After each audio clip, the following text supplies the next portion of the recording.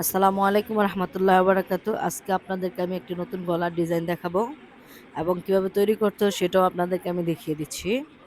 প্রথমে একটি পেস্টন নেবেন, 2.5 ইঞ্চি মাপে পেস্টনটা কেটে নেবেন, দাগ দিয়ে নেবেন। একটা স্কেলের সাহায্যে এটাকে সোজাসুজি দাগ দিয়ে পেস্টনটা কেটে নেবেন। কেটে নেওয়ার পরে 1.5 ইঞ্চি অর্থাৎ 2.5 ইঞ্চিকে সমান দুই ভাগে ভাগ করে নেবেন।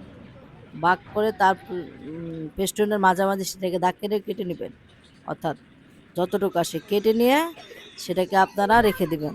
এখন জামায় আমরা দেখেন জামায় কিভাবে গলাটা কাটবো, অর্থাৎ আপনার জামা যতটুকু গলা নিছেন, অর্থাৎ আপনার জামা যদি 2.5 ইঞ্চি নেন, তো সে 2.5 ইঞ্চি সমপরিমাণ রেখে, বা 40 ইঞ্চি বডির সাধারণত গলা হয় 3 ইঞ্চি, তো আমরা 3 ইঞ্চি রেখে তার পরিমাণ তার থেকে আমরা 1.5 ইঞ্চি অর্থাৎ 1.5 ইঞ্চি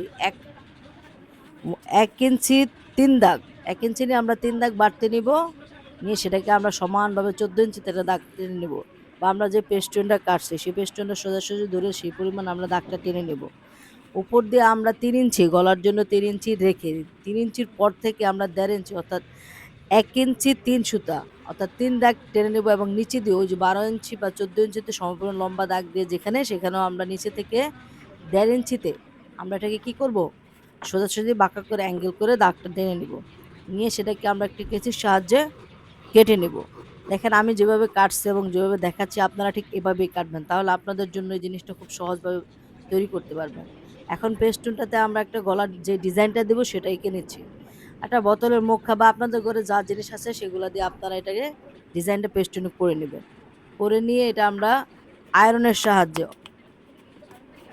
পেস্টুনটাকে আয়রনের সাহায্যে আমরা কাপড়ের সাথে খুব সুন্দর করে লাগিয়ে নিব, যাতে না উঠে যায়। পেস্টুনটা একটু ভালোভাবে লাগাবেন, এবং এই যে 1.5 ইঞ্চি পরিমাণ যে কাপড়টা কাটছে তার সঙ্গে আমরা আরেকটা পেস্টুন যোগ করব, অর্থাৎ লাগিয়ে নেব। দেখেন পেস্টুনটা আমি কি সুন্দর করে লাগিয়ে নিচ্ছি। এটা নেওয়ার মানে হচ্ছে যাতে আমাদের কাপড়টা ঠিক থাকে। এখন দেখেন আমি যে কাপড়টাতে আপনাদের পেস্টুন দিয়ে ওই আয়রনটা লাগিয়েছিলাম, আয়রন দিয়ে পেস্টুনটা লাগিয়েছিলাম, সেটার সাথে আমরা একটা লেস অ্যাটাচ করে নিচ্ছি। দেখেন আমি লেসটা কিভাবে অ্যাটাচ করছি। আমরা একটা আটার সাহায্যে কাপড়টাকে সুন্দর করে পেস্টনের সাথে লাগিয়ে তারপর আমরা কাপড়ের সাথে লেসটা সুন্দর করে লাগিয়ে নেব। এভাবে সুন্দর করে একটু আস্তে আস্তে ধীরে ধীরে লাগালে আপনার সেলাইয়ের ফিনিশিংটা অনেক সুন্দর হবে, দেখতেও খুব ভালো লাগবে। এখন পেস্টন যে কাপড়টা লাগাচ্ছি তার সাথে অন্য একটা কাপড়ে অ্যাটাচড করে আমি ঠিক যেভাবে লাগাচ্ছি আপনারাও ঠিক একইভাবে লাগাবেন, তাহলে আপনাদের ইয়াটা অনেক সুন্দর হবে। এবং সেলাইয়ের সময় আস্তে আস্তে সেলাবেন, পেস্টনের সাথে যেন উপর যেন সেলাইটা না যায়, আর সাথে লাগিয়ে সেলাবেন।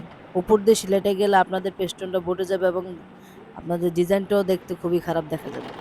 এখন আমরা সেলাই ওই পেস্টুনটা যে কাপড়ের সাথে লাগিয়েছি ডিজাইনটা, সেটা আমরা এখন জামার সাথে সুন্দর করে লাগাচ্ছি। আপনি দেখেন আমি ঠিক যেভাবে লাগিয়ে নিচ্ছি আপনারাও সেলাই করে একইভাবে লাগিয়ে নেবেন। গলার ডিজাইনের ফিনিশিং লুকটা দেখতে কেমন লাগছে